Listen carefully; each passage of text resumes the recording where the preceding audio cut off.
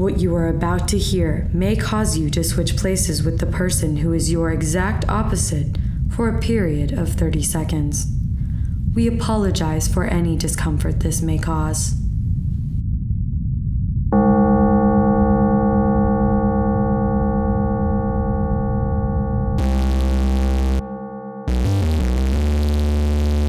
Hello and welcome to the Kakos Industries corporate shareholder announcements. As you know, at Kakos Industries we help you to do evil better. My name is Corandith III and I am CEO of Kakos Industries. Before we begin, I would like to say two things. The first is that you may stop dancing now. Thank you for keeping it up. This is an important festival and your participation means a lot to us, and also to the cause of evil. The second thing is that the studio here has returned to normal. We had to replace a few pieces here and there, but overall we got things up and running again pretty quickly. I bought Soundman Steven a new mixing board as a token of gratitude for all that he went through. I don't understand it myself, but he said this one is really quiet. Of course, I want to be loud, but being able to be quiet is also an evil thing. I think it might help him out more when he's moonlighting as recording engineer for the various musical groups inside our company. Oh, shareholders, if you could see the look on his face right now. I've known all along about your side gigs, Soundman. Don't worry, it would be a shame to let the equipment go to waste. Ah, there's that look of relief. Now, he's pointing down. Shareholders, I think Soundman Steven is indicating that he may have gotten a little bit soft while I was teasing him. For the first time since we built the original studio, his unyielding and very much awkward erection dipped just a little bit. You know, I don't usually stake too much of my emotional well-being on other people's sex organs, but I have to say, that stung a little. I'm sorry, Soundman. It was uncalled for. You've been through too much lately. He's giving me the okay sign. Speaking of silence, can we all just take a moment to appreciate how silent Soundman Steven was the entire time he was being attacked? I don't want to spoil too much of the photo book you'll be receiving, but he was pretty messed up. There was a lot of blood, some of his skin was torn, his right ring finger was twisted and bent backwards. And through all of that, nothing but the utmost professionalism from Soundman Steven. He made no noise, he didn't scream out, and most importantly, he did not disturb the broadcast. Thank you, Soundman.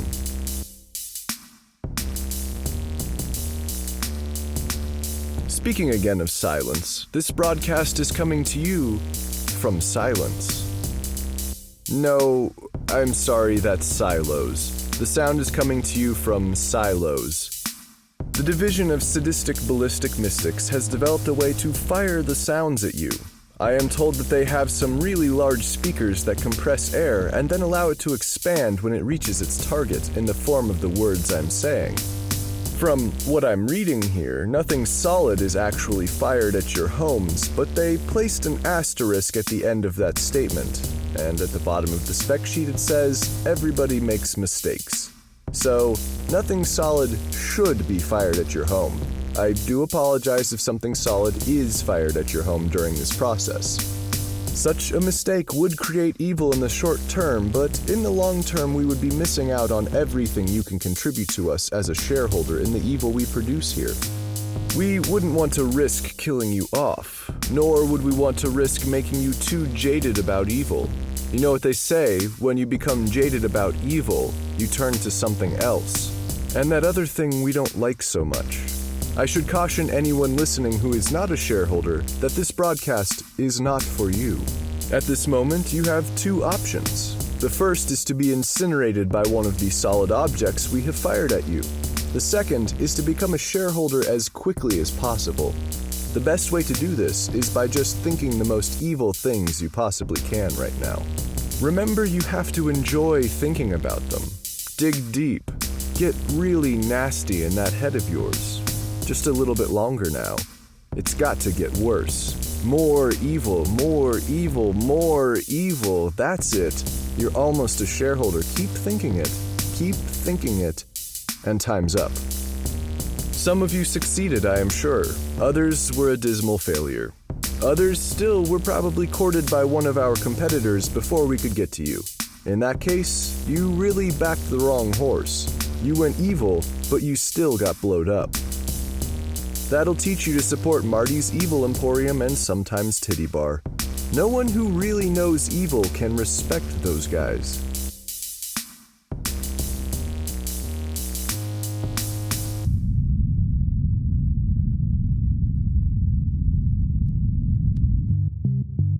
I have reports that your dancing was especially creative for this year's celebration of the dance. That means that you got our instruction guides and you actually did what they said. That is wonderful news. I would like to say that I'm proud of you for working so hard out there. I mean, this easily could have been something you worked at for a few hours on the first day before you lost interest, but I watched as you continued to press through any creative blockages that may have occurred. I watched as you repeated moves from measure to measure only to come up with something totally unexpected a moment later. I won't say that all of these new maneuvers will be recorded forever in the history of great dance moves, but I applaud your bravery all the same. Creativity begs for non-judgmental experimentation, and in my judgment, you all did exceptionally well. Now, for the sake of future creativity, I'm going to read off the titles of some of the more daring moves. Please remember that I am not attempting to embarrass anyone. I am merely trying to show you just how wild is appropriate next year. Jesus Olbega introduced us to headbanging while pretending to play his toes like a keyboard. Timothy Kwang developed a new move that can only be described as backwards humping. Didi Lassie gave us several new techniques that almost certainly require double-jointed shoulders, double-jointed hips, and a double-jointed spine. I am not sure that any of those body parts can actually be considered double-jointed, but after you've seen what we've seen from Didi, you might begin to believe too. Smith John showed us all anus twerking. I'll save you some of the details and say that it's another one that's difficult to imagine, but once you've seen it, you can't think of anything else to call it. Then we got to the dance-off. First place went to Morris Witt, expert daggerer. Again, who cares about second and third, and then fourth place went to Barry Capybara, who was sent to the Division of Thrill Ride Testing as their newest subject. At 5:15 this morning, Barry was sent on the first manned ride of the I'm Being Eaten by a T-Rex ride at the Mega Thrills theme park in Christville, Texas. I am told that he has yet to emerge from the ride. The engineers are baffled. The report here says that they might have forgotten to make an exit. Seems like that one should be obvious, guys. Coming in at 16th place again this year is Douglas Mulroney, which is impressive because this year he was dancing with crutches and a wheelchair after all of the thanks you guys showed him for dragging out your dancing another couple of weeks. He argued that he couldn't possibly have placed that high this year because of his limitations, but we decided to just kill him rather than entertain any more points of contention.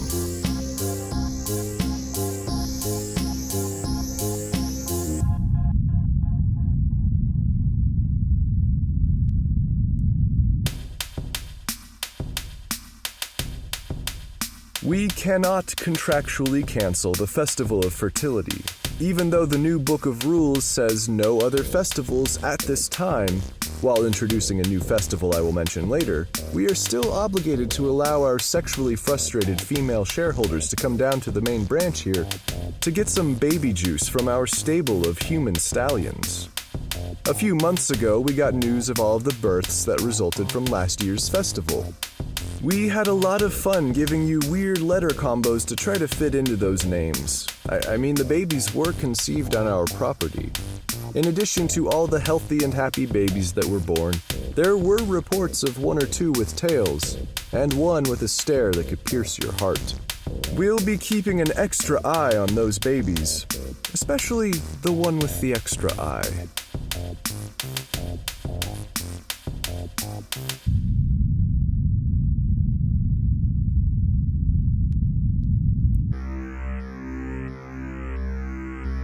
The new festival, as I hinted at a moment ago, is the Festival of Misery.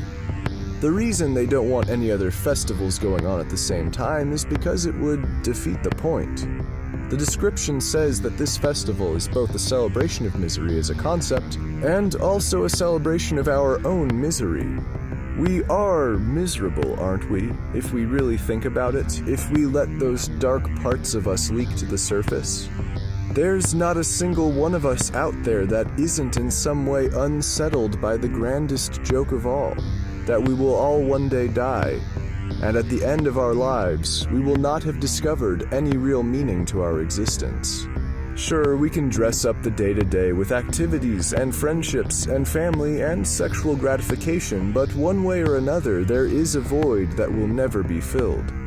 Now that I've gotten you sufficiently miserable, I would like to invite you, shareholders, to come down to our building and to share that misery, to take comfort in the mutual misery, to commiserate. I'm not sure if that is the meaning of life, but it will certainly make all of us feel better. And once we've dealt with that, we can return to doing evil, because that gives us meaning, that gives us purpose. Contrary to what some of our more dogmatic competitors might say, evil needs life to exist, like a mimetic virus.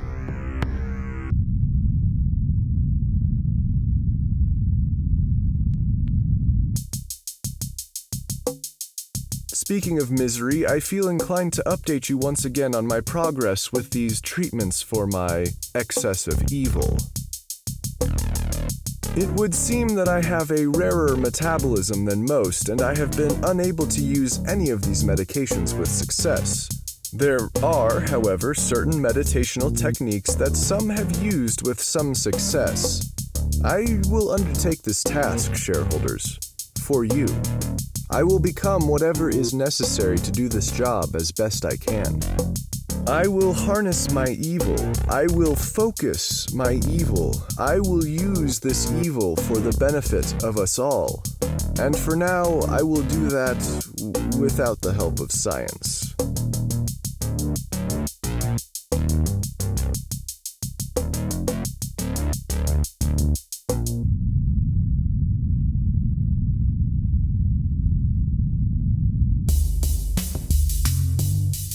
Is it strange that I have begun to enjoy my time with Brocephus more? I mean, he is paid to be my friend, but I don't get the impression that that's why he does it. Sure, at first I was concerned. I found him to be kind of boring and perhaps limited. But as time went on, his consistency began to appeal to me more and more. I'm not saying that I don't believe he's a spy. I'm just saying that I can enjoy spending time with a spy without giving him any important information.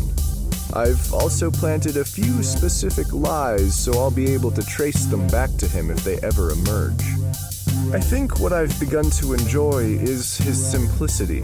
I don't get the opportunity to spin the wheels of my impressive intellect. Instead, I am drawn to the earth, and then I'm handed a controller and instructed to kill zombies. If any of you listening to the broadcast are undead at this moment, I would like to apologize. You see, the game developers don't know that you're real, and they imagine you to be far worse than you are. We at Kakos Industries know that the undead can be anything they want to be, not just mindless corpses hungering for human flesh. Anyway, we killed a lot of zombies together. The zombies also killed us a lot. I can see how this might not be the most interesting recap you've ever heard, so I guess I can just skip past that. Anyway, being the CEO of any company can bring with it its share of stresses, and apparently digital murder is a way to let off steam.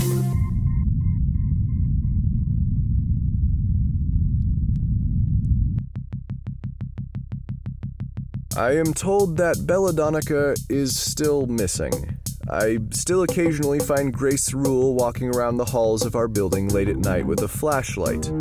I worry about her. Sure, she is still vitally important for all of the other evil children we have, but I think she felt a special connection with Belladonna. There have been some reports of unidentified hooded figures running through the halls of the building, but none of them appear to be a small child. Hoods are kind of a staple of all things evil, so it's not surprising that we have them. I've even heard whispers that there might be some games that are played inside of the building with hooded cloaks as the uniform.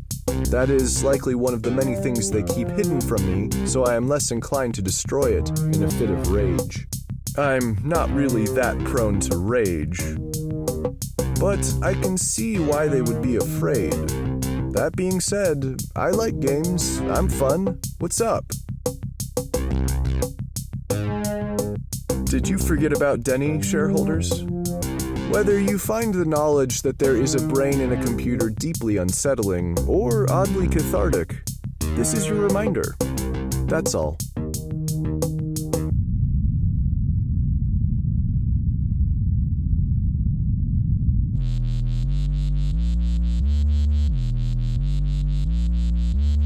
As I said during the recap of the CEO Festival, many of our employees took it upon themselves to request things from me. Some of these things were stupid. Frank, you're not getting a pony. Not even a war pony, not even a fire-breathing pony.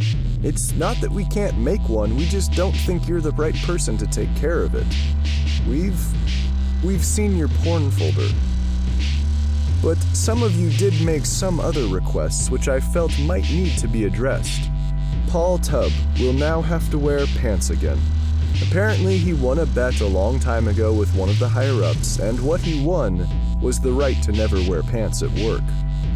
I'm not going to pretend like we don't have a lot of bizarre dressing rules here at Kakos Industries, but I understand his behavior would be 1,000% more tolerable with pants on. The person against whom he won the bet has been dead for over a decade, so the pants go back on. Sorry, Paul. This was the first of a short list of employee requests that I will be getting to. In the interest of keeping morale up, I will release them as a trickle so that people don't grow accustomed to them too quickly.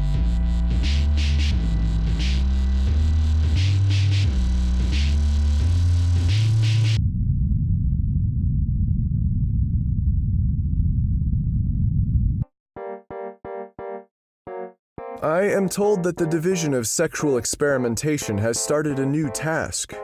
Last we heard, they were working on fuckables, which could honestly go either way. They were doing some research and they found that in the 80s, we were able to create a robot that would basically cause a man to starve to death via complete sexual satisfaction. This is undoubtedly evil, but people often make the mistake that evil is only about destruction. Unfortunately, we do need people to keep evil alive, and that means that we have to find that equilibrium that allows us to maximize suffering without killing off the entire population. We call this the Glimmer of Hope principle. After spending some time trying to reformulate this concept, they decided to scrap it in favor of something much more interesting. At Kakos Industries, we have always said that punishing women for having sex reduces the total amount of sex available. It's not unlike pissing in a pool that you plan on swimming in. In fact, understanding women in today's society is not entirely unlike understanding someone who has dealt with repeated trauma from a young age. The Division of Sexual Experimentation has started working on a remedy for this situation, something that would increase the available amount of hot, dirty, evil sex. They tell me that they are working on a new sex toy that, when applied directly to the woman, helps to peel back those many layers of ritualistic abuse to create a freer, freakier individual. They haven't told me any more, but they wrote that the device would make it easier to get that funk, that sweet, that funky stuff. We shall see.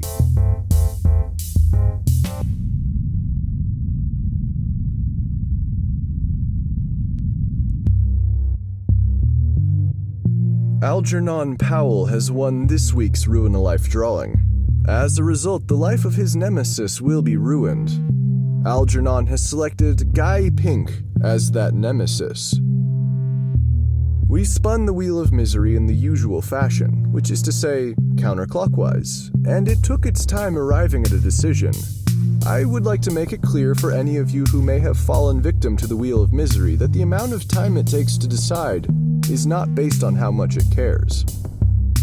Sometimes the answers come easily, Other times they take extra effort. It's not a reflection on you, though. The wheel merely does what is necessary. Eventually, the wheel landed on the space for questionable intentions. This is a tricky one, shareholders, and it does require a lot of work on our part. The important thing is the result, which is to say that no matter what decisions Guy Pink makes for the rest of his life, those around him will always wonder if he has an ulterior motive. Making this happen will require just the right amount of character assassination, as well as changing his speech patterns in such a way that makes his intentions somewhat nebulous. There's a big difference between, "Would you pour me a cup of coffee?" and, "I'd like some of that coffee you've got." The transformation will be interesting to say the least. For good measure, Algernon Powell's intentions will always be clear, even in situations where he might not want them to be. Congratulations on the win, and best of luck.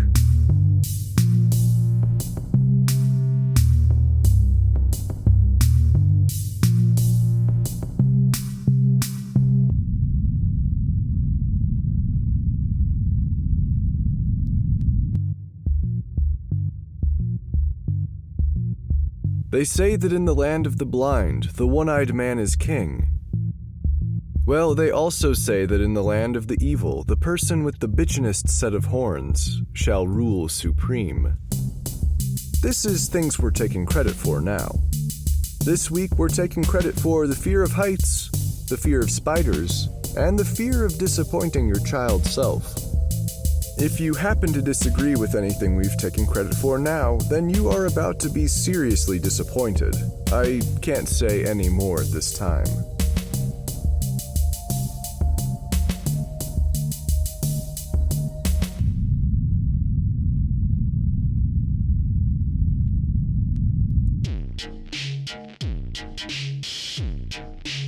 And that brings us to the end of this broadcast. To destroy today's radio, you need to begin frantically karate chopping the air around you.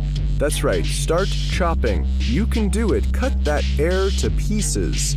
Cut the sound to pieces. You've almost got it. Keep going, keep going. Yes, yes. Oh, evil, what a fool you are. Thank you so much for the entertainment, though. The numbers are next.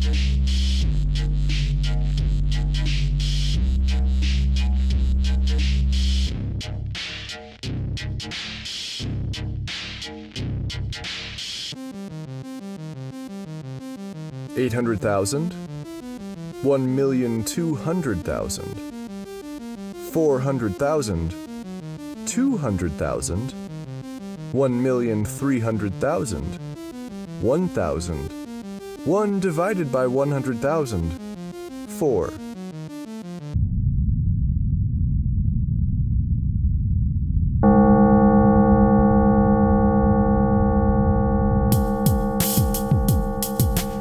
Kakos Industries is written and produced by Conrad Mishuk, who is also the voice of Corin Beat. The music is also composed by Conrad Mishuk. The introduction is read by Kim Aiello, and the credits are read by Hannah Jones, who is currently parting the seas to escape Pharaoh's cruelty. Check out kakosindustries.com for more episodes.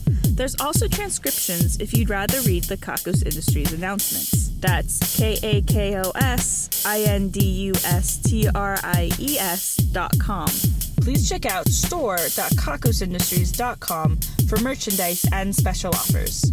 Questions, comments, or a strong desire to collaborate?